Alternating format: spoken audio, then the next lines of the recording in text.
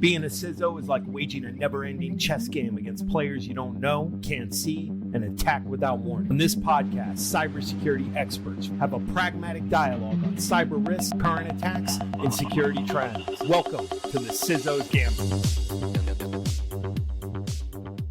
I'm your host, Sean Cordero. In today's episode, we'll have a discussion on the recent Log4j, aka the Log4 shell vulnerability, what it is, and what we as cybersecurity professionals can do to respond quickly and effectively. And my guest today is a renowned threat researcher and security leader for a NASDAQ 100 company, Mr. Deepen Desai, the global CISO and head of security research at Zscaler.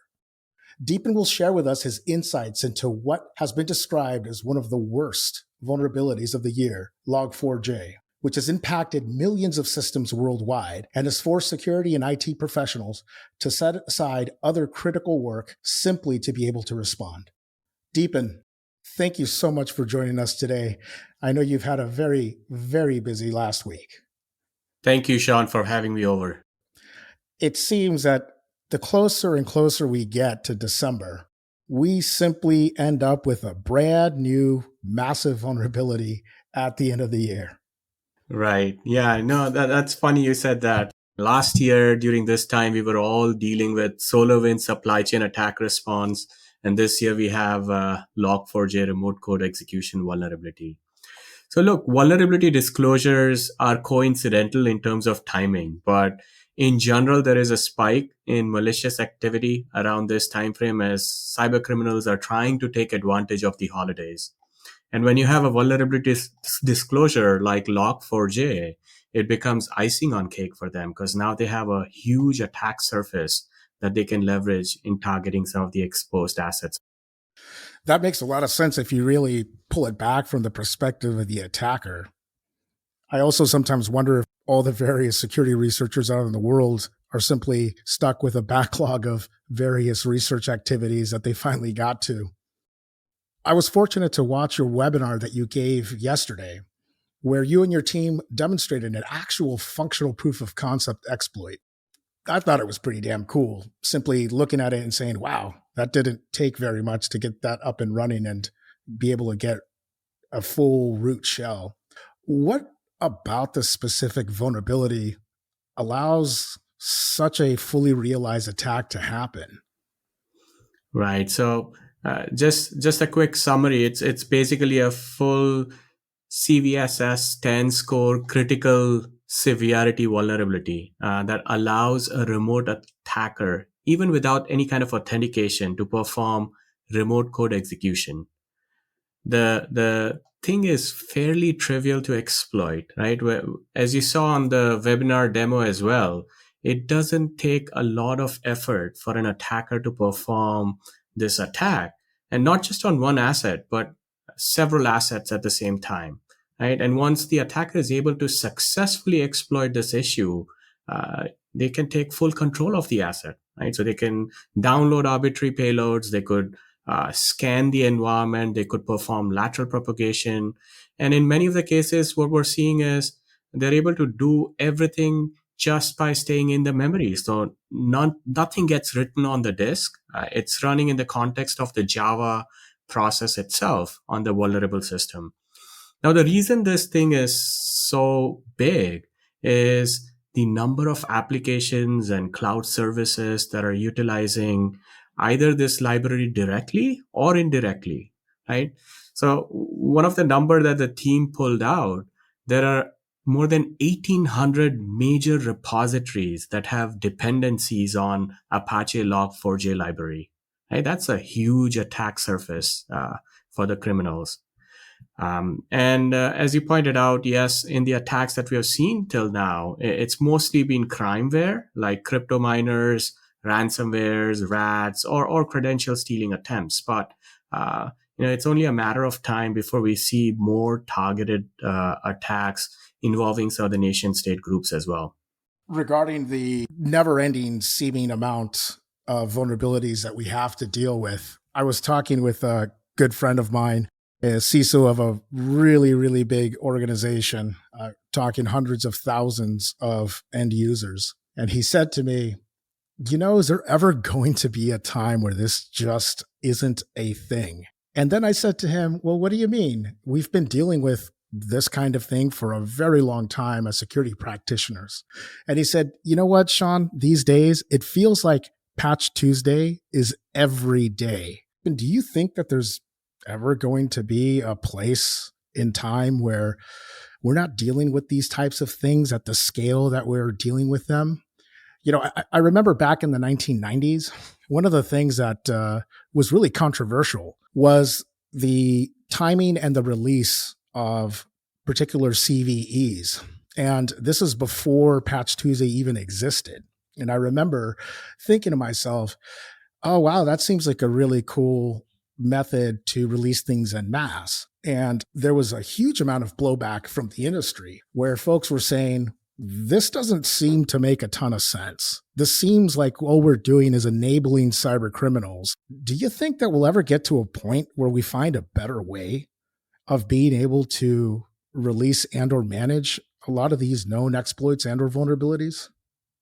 I have heard talks about not making public disclosures of such security issues, or even discussions about finding an alternate, more secure way of distributing some of this material. And I honestly disagree with it, because look, on the day any software patch is released, whether it's Apache, Microsoft, anything that is of interest to the cyber criminals, I always say this, like the day the patch gets released, there are two groups of researchers that are actively working on those patch, doing patch diffing, trying to identify specific security issues that were fixed from the prior version.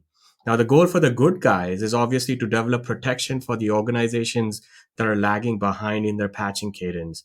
But the goal for the bad guys is to develop those exploits, right? And to start taking advantage of that situation and achieve compromise before the asset is patched.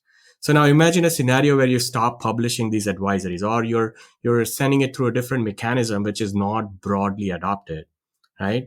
What will essentially happen is the two groups that I just mentioned will still do their job. As soon as the patch is released, they will find out, looking at the code and looking at the difference in the patches, what the issue is, and they will develop those detections as well as exploits. But the organizations globally will fail to prioritize patching for a critical issue like, say, Log4j, because it just gets lost and you essentially make this an even bigger issue. So Microsoft, as you mentioned, has done a very great job with Patch Tuesdays. It's fairly organized, and they leverage that for packaging all the fixes that were identified and disclosed in a responsible fashion. There are still out-of-band patches that Microsoft releases when an in-the-wild exploitation attempt gets discovered for a critical flaw. So it's not unusual even for Microsoft to do those out-of-band updates. So my response to that question is, the current method is important. It gives visibility to all the organizations to prioritize their response effort. If you make it go dark, you're just making the issue even bigger. So I think what I'm hearing you say is the old, security through obscurity is not really a strategy, right?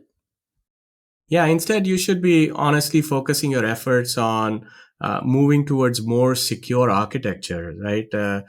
Yes, protections, patching, all of those are important, but to all the CISOs that I speak with, many, if not all, have already embarked on the journey towards adopting zero trust architecture, right? So how do you reduce that attack surface? How are you better protected against these type of zero-day attacks? One of the things that we were talking about a little bit earlier reminded me of an issue that has been longstanding, and it's more of a debate between open source versus closed source technology. And I recall you making a comment that sometimes these technologies, open source in particular, do not always have the appropriate resources to get the level of scrutiny that is required. Did I hear you right on that? Yes, that is correct. And that is where, you need to have proper safeguards in place. So let's take the example of Log4j itself. Now, obviously, it's a very popular library, and it is part of Apache and many other dependencies, as we talked about.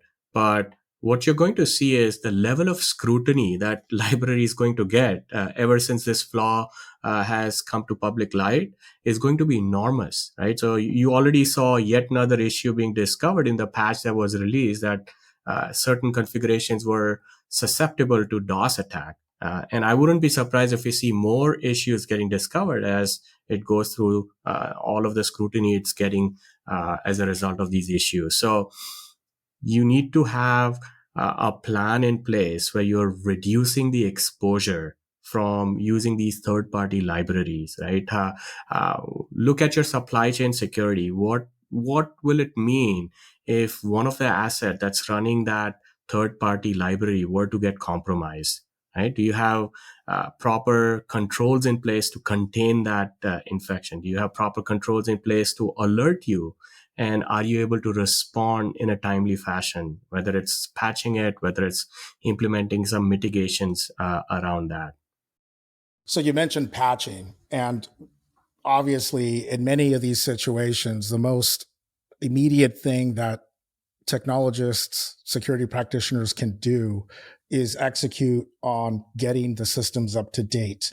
But as you noted, in some cases that doesn't always immediately help, or simply shifts it to a slightly different problem, whether that's a new vulnerability or simply removing capabilities or functionality that perhaps enabled the vulnerability to occur in the first place.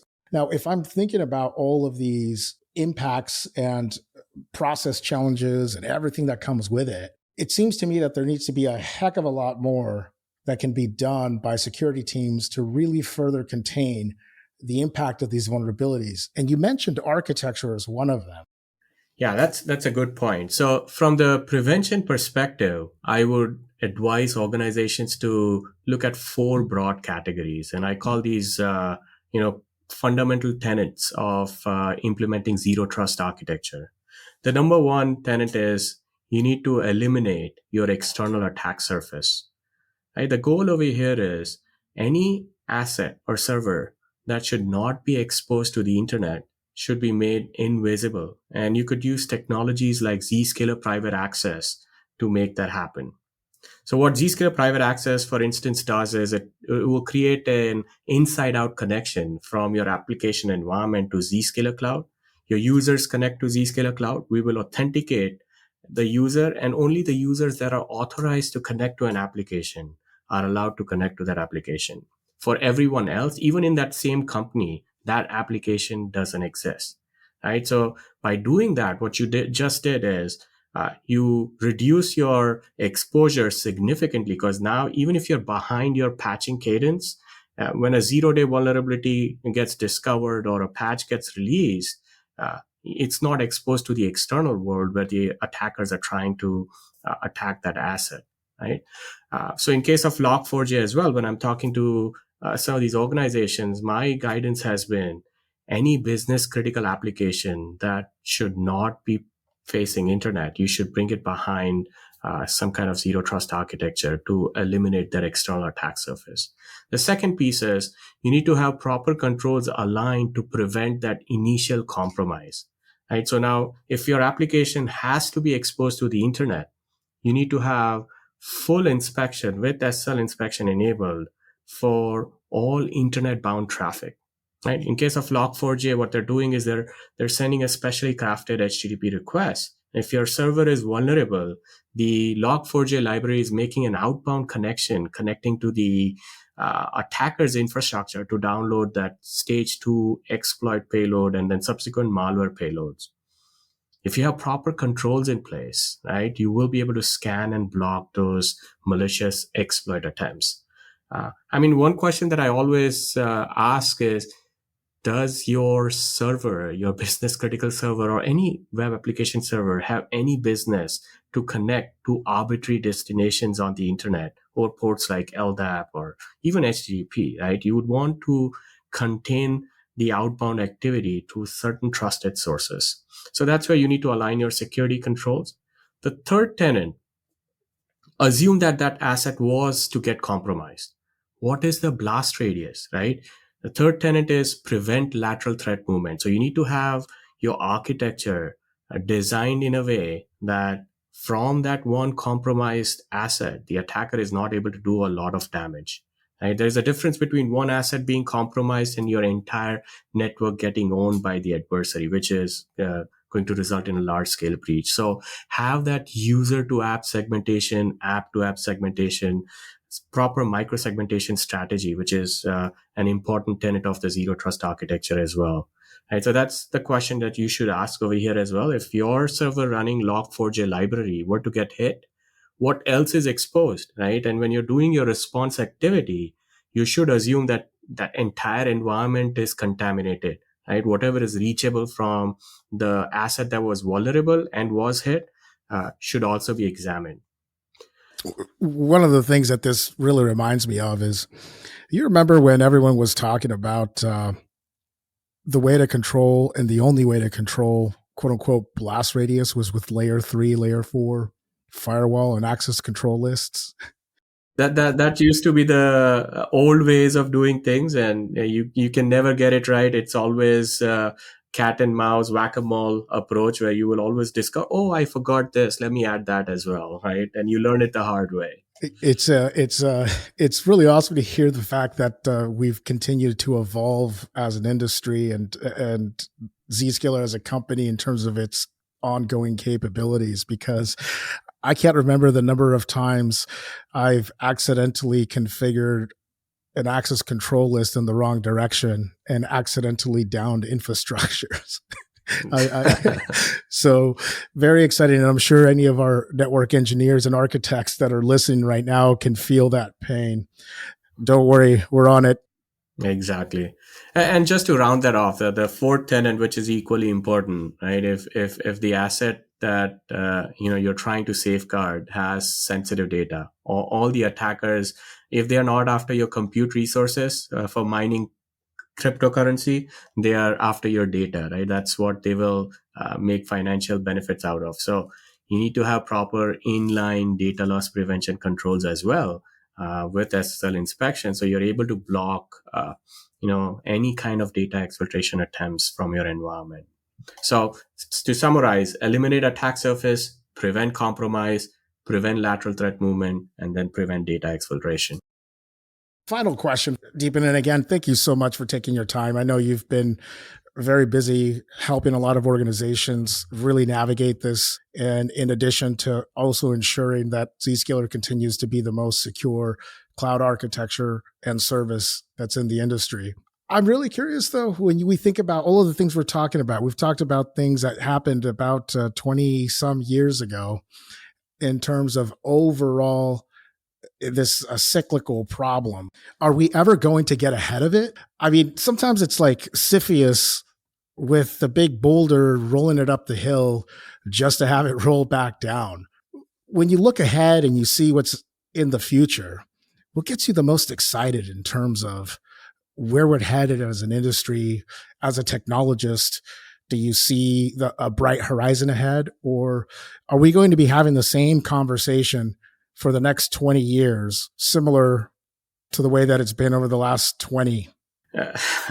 So there is absolutely hope, and most of the organizations have embarked on that zero trust journey. The four tenets that I just described, I mean, you can't have that enabled overnight, right? So it's a journey. That's what I tell organizations that I speak to as well.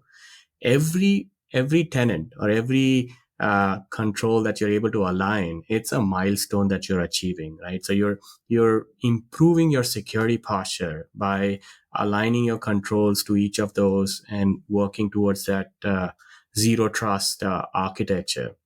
Now, once you do that, you've significantly improved your security posture. Like I said, eliminate external attack surface.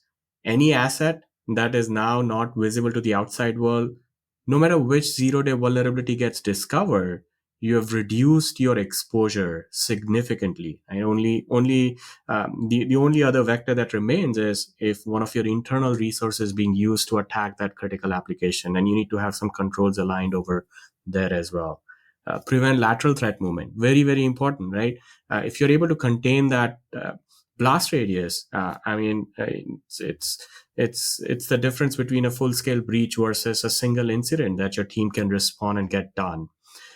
So the point I'm trying to make is you need to think of this as a journey towards implementing all of those 4 tenets that I just described. And once you do that, every milestone that you're able to achieve, that boulder is not going to roll back down entirely. I mean, you're stopping it at different levels because you're inherently improving your security posture, and you will be in much better situation to safeguard against these attacks. Now, will there be more issues in future? Yes, obviously both sides are evolving their tools, tactics, and procedures. So we will always be fighting that battle. But if you have a fundamentally strong architecture in place, then you're in much better situation to respond to those newer attacks as well. I really appreciate what you shared and your hopeful view of the future. I've always said that cybersecurity personnel sometimes get a bad rap, that being that there's a perception in certain circles that we tend to be a little bit negative, a little bit pessimistic about things. But I've always told people, I actually believe that the best cybersecurity professionals, certainly the ones that I admire, are the most forward-looking and optimistic people. And the reason I believe that fundamentally is because only with that optimism and the discomfort of seeing the way things are does change actually happen. Otherwise, we would simply accept everything the way it is. Thank you so much for joining today's episode of the CISO's Gambit. Thank you, Sean. I really enjoyed it. We appreciate you tuning in to us today to hear from our special guest. And as we're approaching the end of the year, we want to wish all of our listeners a happy holiday, hoping that everyone stays safe. If you enjoyed this episode and gained any new insights from our conversation, please subscribe and leave a review. Every bit of feedback we receive goes into bringing the best quality content. If you'd like to listen to Deepen and his team give an amazing presentation and proof of concept of the Log4j vulnerability, please visit us at Zscaler.com and search for Log4j to find the latest information on how organizations are solving for this problem. Thanks for tuning in. Statements by Zscaler podcasters and guests are informational only and should never be construed as legal advice. You should consult with your legal advisor on matters related to you or your business. Zscaler makes no warranties, express, implied, or statutory as to the content of this podcast, and it is provided as is. Content on this podcast may contain forward-looking statements that are current as of the date of recording and subject to change. These statements are subject to the safe harbor provisions created by the Private Securities Litigation Reform Act of 1995. Full legal disclaimers are available at revolutionaries.zscaler.com. Copyright 2021.